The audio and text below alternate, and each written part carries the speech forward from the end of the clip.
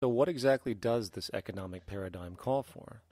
What is it that keeps our economic system going? Consumption. Or more accurately, cyclical consumption. When we break down the foundation of classic market economics, we are left with a pattern of monetary exchange that simply cannot be allowed to stop or even substantially slowed if the society as we know it is to remain operational. There are three main actors on the economic stage: the employee, the employer, and the consumer. The employee sells labor to the employer for income. The employer sells its production services and hence goods to the consumer for income. And the consumer, of course, is simply another role of the employer and employee, spending back into the system to enable the cyclical consumption to continue. In other words, the global market system is based on the assumption that there will always be enough product demand in society to move enough money around at a rate which can keep the consumption process going. And the faster the rate of consumption, the more so-called economic growth is assumed, and so the machine goes. But hold on, I thought an economy was meant to, economize?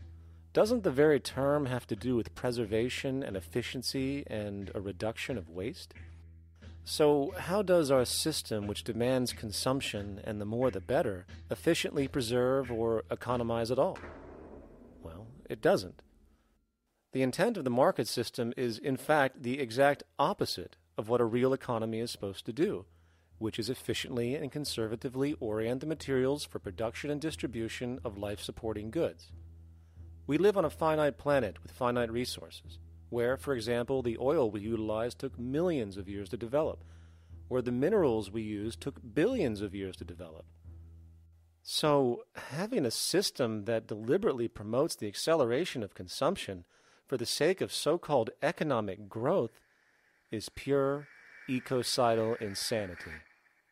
Absence of waste, that's what efficiency is. Absence of waste. This system is more wasteful than all the other existing systems in the history of the planet. Every level of life organization and life system is in a state of crisis and challenge and decay or collapse. No peer-reviewed journal in the last 30 years will tell you anything different. That is that every life system is in decline, as well as social programs, as well as our water access. Try to name any means of life that isn't threatened and in danger. You can't. There really isn't one, and that's very, very despairing. But we haven't even figured out the causal mechanism. We don't want to face the causal mechanism. We just want to go on, that's what insanity is, where you keep doing the same thing over and over again, though it clearly doesn't work. So you're really dealing with not an economic system, but I would go so far as to say an anti-economic system.